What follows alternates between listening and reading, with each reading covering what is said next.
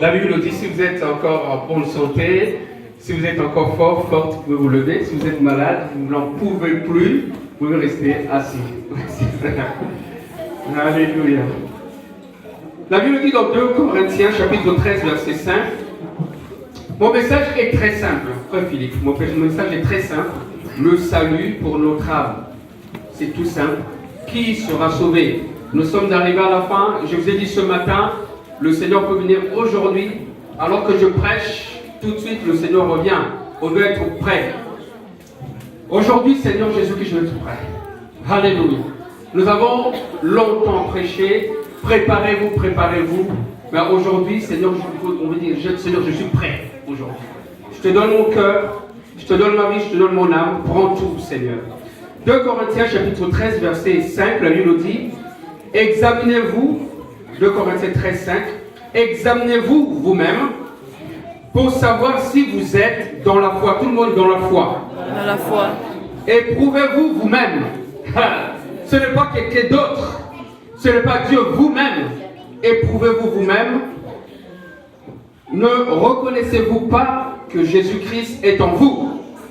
Dites à votre voisin, Jésus-Christ est en moi. Jésus-Christ est en moi.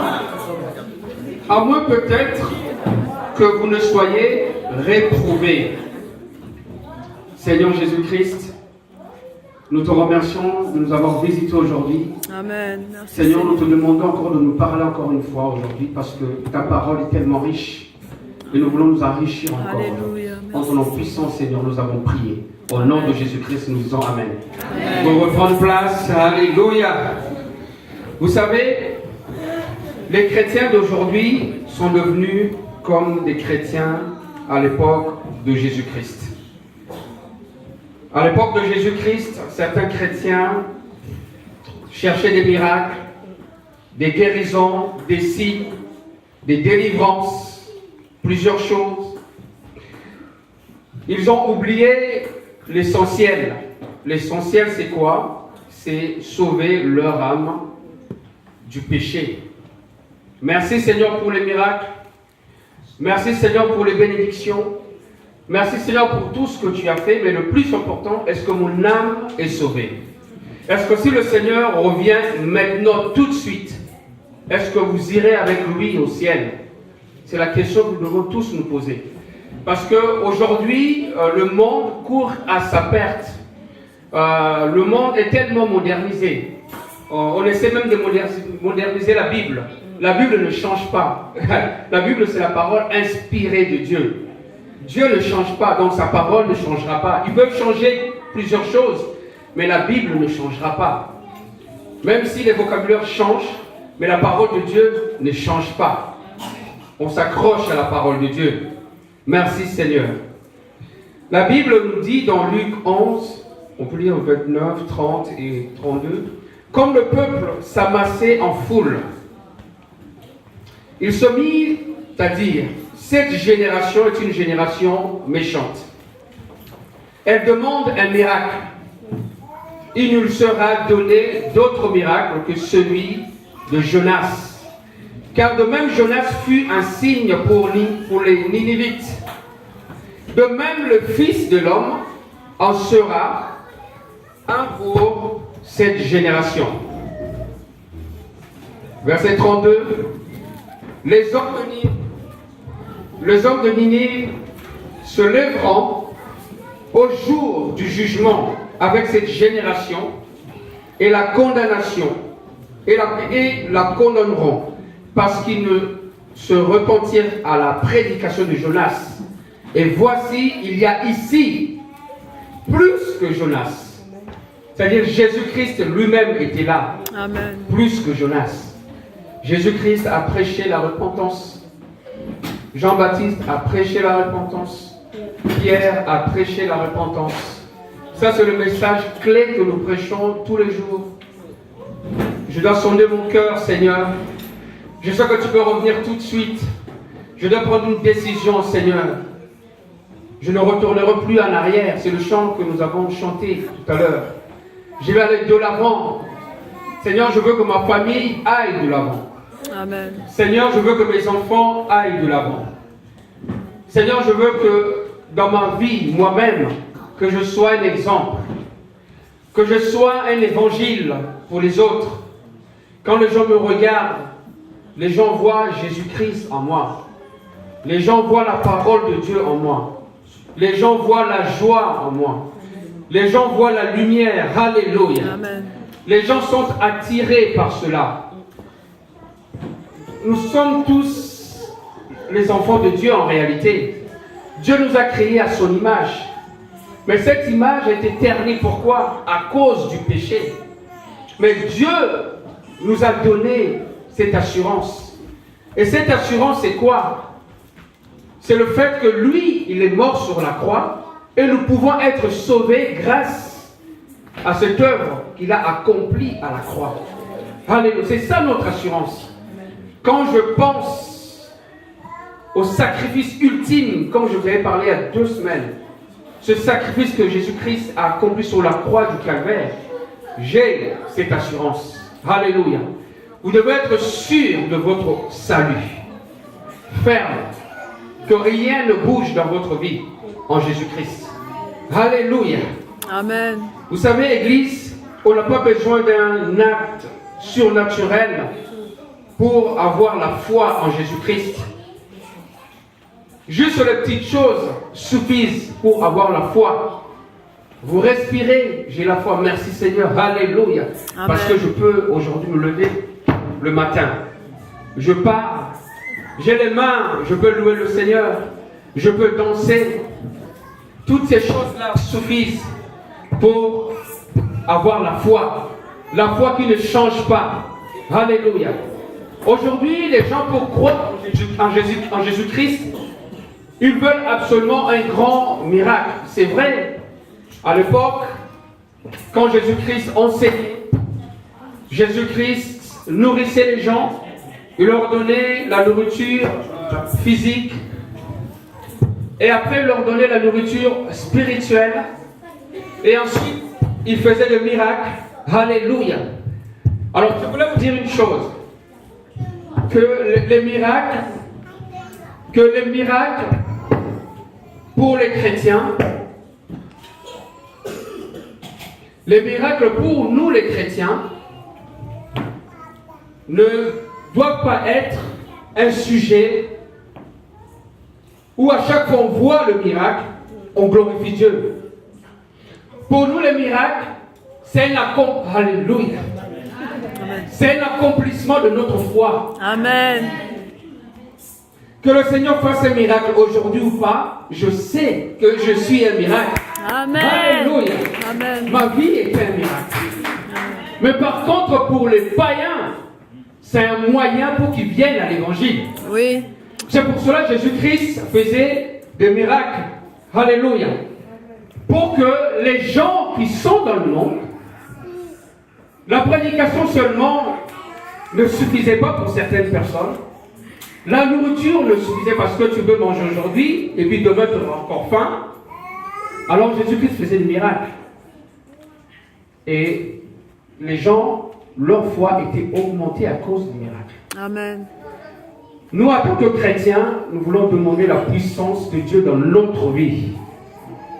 Surtout ceux qui ont reçu le Saint-Esprit. Alléluia. Priez. Partout où vous mettez vos pieds, que les gens soient transformés par vos paroles. Alléluia. Amen. Parce que vous avez Jésus-Christ en vous. Amen.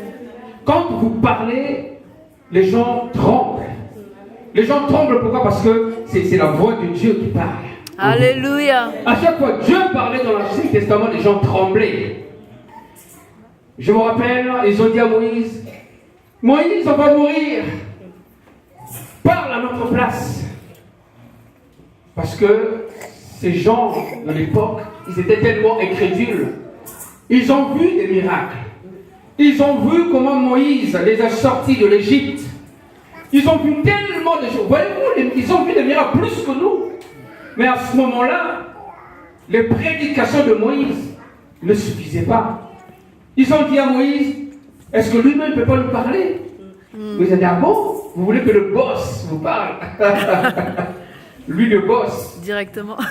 Le boss ne parle pas n'importe qui. Sanctifiez-vous. Oui. jeûnez, Amen. 3 jours, purifiez-vous, lavez vos vêtements. Amen. Après, le boss va vous parler. Même avec ce rituel de sanctification, quand le boss avait parlé, quand Dieu avait parlé, tout le monde tremblait. Moïse, nous allons mourir.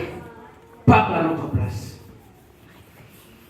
Alléluia. Amen. Nous, on doit garder la foi. Vous avez des problèmes. Vous avez demandé au Seigneur durant toute l'année 2017. Et jusqu'à présent, le Seigneur n'a pas encore répondu à cette requête. Ceux qui viennent à l'intercession, je leur avais dit, ne multipliez pas les paroles vaines. Priez avec foi. Priez avec détermination. Faites une liste. Vous êtes sûr de votre vie. Vous êtes sûr que vous marchez avec Dieu. Vous êtes sûr que vous vous sanctifiez jour après jour. Faites une liste. Et prenez Dieu au mot. Du Seigneur, tu vois ma vie. J'essaye. J'essaye d'aller vers la perfection, de me perfectionner jour après jour. Et je fais ma liste. Numéro 1, numéro 2. Mettez les dates.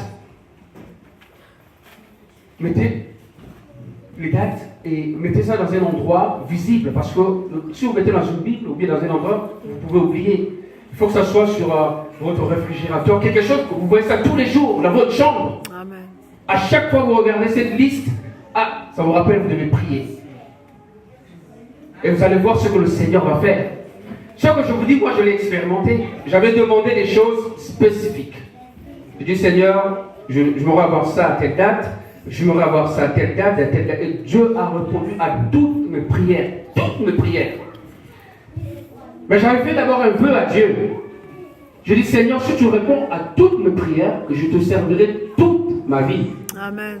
Aujourd'hui, si je retourne en arrière, le Seigneur va me rappeler, comme il a fait avec Jonas. Seigneur, je vais décider aujourd'hui de marcher avec toi, d'être un vrai chrétien. Parce que les gens qui sont autour de moi, qui souffrent, ont besoin de mon témoignage. Les gens qui sont autour de moi, qui ne voient pas les bénédictions à l'horizon, ils ont besoin de mon témoignage. Ils ont besoin d'entendre qu'un jour le Seigneur avait répondu à toutes mes requêtes. Ça va augmenter leur foi. Seigneur, je n'avais pas d'enfant, j'ai prié, pleuré pendant des années, et Dieu m'a donné un enfant.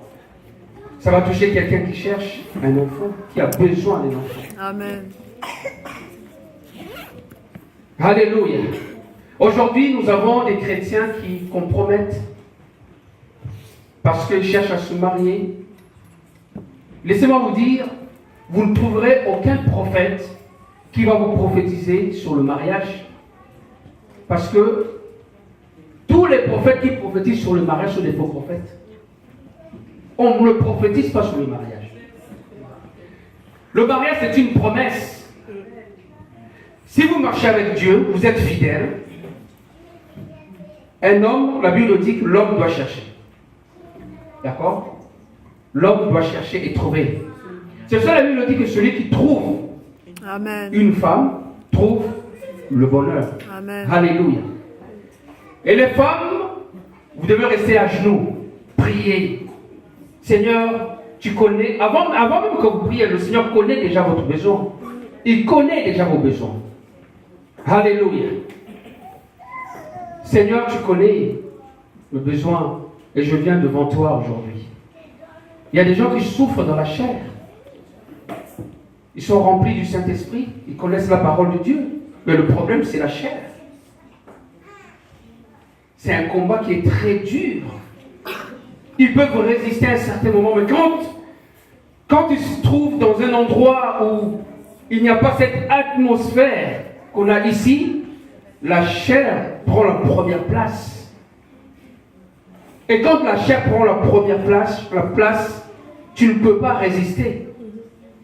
C'est impossible de résister. Le problème, c'est la chair. Seigneur, aide-moi. Je dois avoir la foi. Peu importe le temps que cela va durer, je sais que tu as préparé quelqu'un pour moi. Alléluia. Travaillez votre foi. Exercez votre foi. C'est comme un sportif doit soulever plusieurs pour être costaud, fort. Exercez votre foi. Et quand vous exercez votre foi, le Seigneur voit le travail que vous faites et le Seigneur répondra. Alléluia. Parce que je sais que mon Dieu est fidèle. Mon Dieu ne change pas. Alléluia. Amen. Merci Seigneur. Alléluia. Moi, ma grande sœur Brigitte est handicapée. Est handicapée de ses 2 jambes, paralysée. Une seule. 2, je confirme. Ah oui. C'est vrai que quand elle marche, vous pensez que l'autre jambe, parce que c'est sa jambe d'appui, mais c'est les 2 jambes. Il y a une jambe qui est longue, il y a une jambe qui est courte. Mais c'est les 2 jambes qui sont paralysées. Ma soeur sert Dieu de tout son cœur. Elle ne regarde même plus son handicap. Je me pose des questions, comment elle fait? Comment elle fait? Et les gens qui viennent à l'église de Villeneuve-le-Roi, ils regardent la femme du pasteur est handicapée avec 2 béquilles. Mais elle prie pour les autres. Oui. Elle prie pour le malade. Amen. Elle les encourage. Amen. Est-ce que Dieu est injuste? Dites-moi, est-ce que Dieu est injuste? Comment est-ce qu'un handicapé peut prier pour quelqu'un qui est malade et que cette personne est guérie et elle reste toujours handicapée? Et elle continue à servir le Seigneur. Amen. Et nous, un petit bobo, on se décourage. Un petit bobo, on dit Seigneur, je reste à la maison. Ah! Parce que tu n'as pas de voiture, tu restes à la maison. L'apôtre Paul, comment il a fait pour évangéliser? Dites-moi. Ceux qui sont à IBF, vous avez vu le parcours de l'apôtre Paul? À pied, il a pris, à un certain moment, il a pris le bateau. Mais le parcours de l'apôtre Paul, même Jésus-Christ marchait. Aujourd'hui, les chrétiens modernes, un petit bobo, ils se découragent. Pourquoi? Nous sommes à la fin. La Bible dit que l'amour du plus grand nombre refroidira. La foi va refroidir. Mais aujourd'hui, nous voulons déclarer par la foi, être déterminé. Seigneur, je te suivrai jusqu'au bout. Amen. Alléluia. Personne ne pourra enlever ma foi. Personne ne pourra me décourager. Amen. Parce que je sers un Dieu qui est puissant. Un Dieu qui ne change pas. Alléluia. Qui sera sauvé? Qui aime la parole de Dieu? Amen. Alléluia. Cette parole inspirée de Dieu est valable pour corriger, pour édifier, pour exhorter et pour enseigner. Corriger, c'est quoi? Corriger, c'est aimer quelqu'un. Oui. Édifier, c'est quoi? Édifier, c'est élever quelqu'un. Alléluia. Donc, Amen. quand une personne tombe, c'est comme si vous édifiez une maison, vous élevez une maison. Avec des fondements très solides. Amen. Quand on exhorte quelqu'un, en réalité, c'est un acte d'amour. Parce que quand vous voyez une personne tomber dans un trou et vous laissez cette personne, vous ne l'aimez pas. Jésus-Christ a laissé le 99 brebis. Oui. Et il est parti chercher une seule qui était tombée. Et si vous savez, cette personne qui est dans le trou actuellement, priez, jeûnez pour cette personne et allez chercher cette personne-là. Vous avez la puissance, vous avez la parole de Dieu. Alléluia. Aucun démon, laissez-moi vous dire, combien? Un tiers Oui. Un tiers ont été déchus. Un tiers des anges. Oui. Un tiers signifie quoi? Un tiers c'est 1 sur 3. C'est-à-dire 2 tiers sont avec nous. Alléluia. Alléluia. Amen. Amen. Donc nous avons une grande armée. Amen. Les hommes disent je vais aller même plus loin. Même si tous les anges étaient de l'autre côté, on avait juste Jésus-Christ. Amen. Cela suffisait. Alléluia. Est-ce qu'on peut pousser le cri des gens pour Jésus-Christ? Alléluia! Il est si puissant, il est si glorieux, il est si magnifique. Alléluia! Amen. Jésus-Christ est tout pour moi. Alléluia. Jean 17, verset 17 dit, la parole de Dieu est la vérité. Amen. Alléluia. C'est-à-dire, vous êtes la vérité. Quand vous marchez, c'est la vérité qui marche. Amen. Les gens qui sont dans le mensonge, quand ils vous voient, ils tremblent. Parce que vous êtes la vérité. À chaque fois que vous parlez, vous remettez les choses à leur place. Vous aimez la parole de Dieu, vous aimez Jésus-Christ. Jésus-Christ va vous visiter à chaque instant.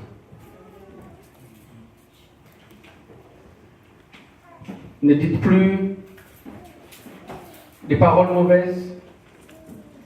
Ne dites plus des gros mots. C'est humain.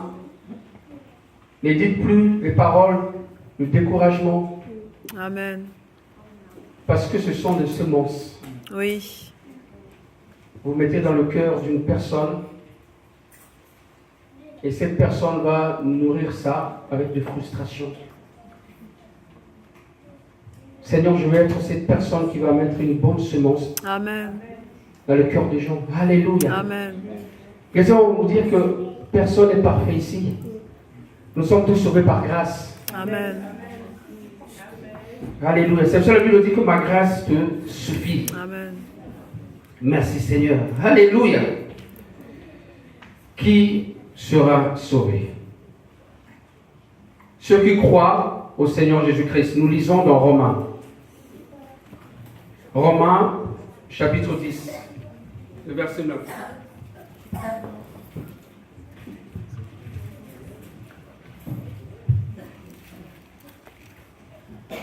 Romains chapitre 10, verset 9 à 11. La Bible dit, si tu confesses de ta bouche le Seigneur Jésus-Christ et tu crois dans ton cœur que Dieu l'a ressuscité des morts, tu seras sauvé. Car c'est en croyant du cœur qu'on parvient à la justice et c'est en confessant de la bouche qu'on parvient au salut. Selon ce que dit l'Écriture, quiconque, tout le monde dit quiconque. Quiconque. Alléluia. Quiconque croit en lui ne sera point confus. Quiconque. Amen. Il ne faut pas juger les gens. Parce que Jésus-Christ donne l'opportunité à tout le monde d'être sauvé aujourd'hui. Ne dites pas celui-là, je suis désespéré. Il ne faut plus espérer quoi que ce soit de cette personne-là. C'est un grand pécheur. C'est un grand voleur.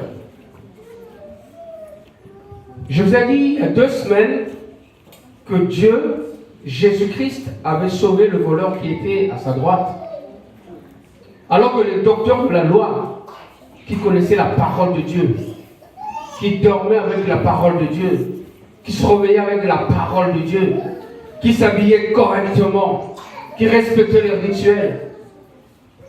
La Bible dit que c'est une synagogue de Satan. Vous comprenez ce que je suis en train de dire? Qui ont des synagogues? Qui ont des synagogues? Parle fort sur lui. Les Juifs. C'est fort. L'Apocalypse dit c'est une synagogue de Satan. Pourquoi? Parce qu'ils ont rejeté Jésus-Christ. Ils ont repoussé Jésus-Christ, le Messie, celui qui est venu pour apporter la lumière, celui qui est venu pour changer le monde. Alléluia. Cette nouvelle alliance en Jésus-Christ, ils ont repoussé le Messie. Ils l'ont rejeté. Quiconque croit, les païens, nous sommes sauvés par adoption. Merci Seigneur, nous sommes les fils d'Abraham, les enfants d'Abraham, par adoption. Croire selon la parole de Dieu signifie obéir à Jésus. Ça c'est croire selon la parole de Dieu. C'est-à-dire si vous marchez avec Jésus-Christ, et que vous n'obéissez pas à sa parole, en réalité, vous n'obéissez pas du tout. Donc celui qui croit, cela signifie obéir à la parole de Jésus-Christ. Le confesser et mettre en pratique ce que nous croyons. Si on croit que Jésus-Christ change de vie, on doit mettre cela en pratique. Si on croit à l'œuvre de la parole de Dieu, ce que Dieu a accompli dans notre vie, on doit pratiquer cela. On doit pratiquer quoi? On doit pratiquer ce qu'on croit. Est-ce que vous croyez à l'amour de Dieu? Il faut pratiquer l'amour. Est-ce que vous croyez à la miséricorde? Il faut pratiquer la miséricorde. Est-ce que vous croyez à la réconciliation? Qui croit à la réconciliation? Amen. Alléluia. Vous croyez à la réconciliation?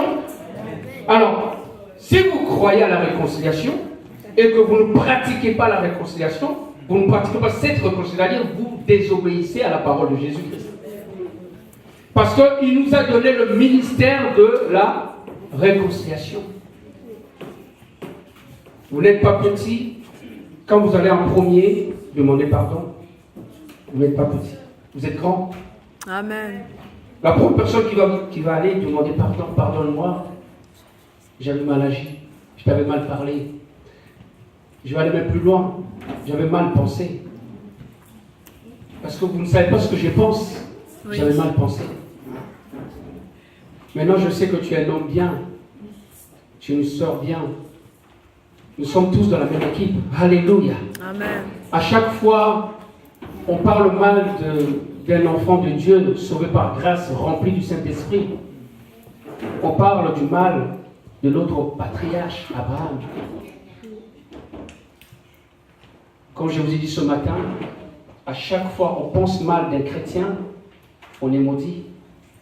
Mais à chaque fois on bénit l'autre, on est béni. Alléluia. On a pratiqué ce qu'on croit. On croit à la puissance de la louange. Quand on loue, quand on adore, les chaînes tombent. Est-ce que vous croyez à cela? Amen. On ne vient pas ici seulement pour chanter, pour vous voyez, on a des belles voix, la musique, mais on chante parce que nous sommes l'armée céleste de Dieu. À chaque fois que le peuple de Dieu allait combattre, il mettait des lévites d'abord, avant, ils chantaient. Mais remarquez, ils ne chantaient pas comme ça, ils avaient l'arche avec eux. Donc ils avaient la présence de Dieu avec eux. Amen. Pensez à Jéricho. Ils ont chanté. Ils ont fait 7 fois le tour. Amen. Et ils ont crié. Et les murs sont tombés. Alléluia. Nous avons les murs de Jéricho dans nos maisons, dans nos vies. Chantez tout simplement un cantique nouveau. Chantez pour le Seigneur un cantique nouveau quand vous êtes dans des problèmes. Louez le Seigneur. Et quand vous chantez, vous louez, il y a ce parfum qui vient dans votre maison. Alléluia. Amen. Le parfum vient et traverse les pièces. Vous savez, quand vous chantez, il n'y a aucun mur qui peut retenir une louange qui est puissante. Ouh. Laissez-moi vous dire que nous, à la maison, on chante, on adore, on loue tout le temps. Amen. Tout le temps, on ne s'ennuie pas. La télévision que vous avez à la maison, maintenant, là, il y a la Wi-Fi, il y a tout. Vous pouvez regarder les chants chrétiens. Choisissez des chants puissants, des paroles puissantes. Les paroles qui décrivent votre vie. Alléluia. Amen. Vous vous appropriez de ces paroles, de ces chants. Et vous allez voir comment votre maison va être transformée. Vivez ce que vous croyez. À la puissance de l'adoration. Amen. On adore que Dieu. Amen. Et quand on se prosterne devant Dieu, frère Antonin a dit tout à l'heure, le trône que nous avons, on dépose ça devant le Seigneur. On se prosterne. Un signe d'humilité. C'est quand on est humble. C'est alors que le Seigneur nous élève. On devient puissant pour le Seigneur. Alléluia. Donc Dieu veut que nous mettons en pratique les arts de l'Esprit. Amen. Tout ce que nous avons reçu, le Saint-Esprit, la parole de Dieu, on doit mettre ça en pratique. Tu dois prêcher d'abord chez toi. Tu dois évangéliser d'abord chez toi. Amen. Tu dois adorer d'abord chez toi. Amen. Tu dois louer d'abord chez toi. avant de venir louer à l'église. Amen. Si je viens à l'église, je saute, je joue au piano, et qu'à la maison je ne le fais pas, je suis un hypocrite. Mes enfants sont là, je ne peux pas prêcher ce que je ne fais pas. Vous pouvez leur demander. Je dis, si vous voulez que Brandon puisse demain prêcher la parole de Dieu, la référence dit Raphaël, tu vas prêcher. Il faut que tu prêches. Frère Léon, il a prêché à quel âge? Sa première prédication, ça va à quel âge? 12 ans. À 12 ans. Jésus-Christ a prêché à quel âge? 12 ans. Le roi David, n'en parle même pas. Il y avait un roi aussi.